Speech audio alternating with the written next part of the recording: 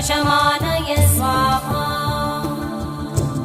ॐ श्रीं ह्रीं क्लीं ग्लौं गं गणपतये वरवरद सर्वजनं मे वशमानय स्वाहा। ॐ श्रीं ह्रीं क्लीं ग्लौं गं गणपतये वरवरद सर्वजनं मे वशमानय स्वाहा।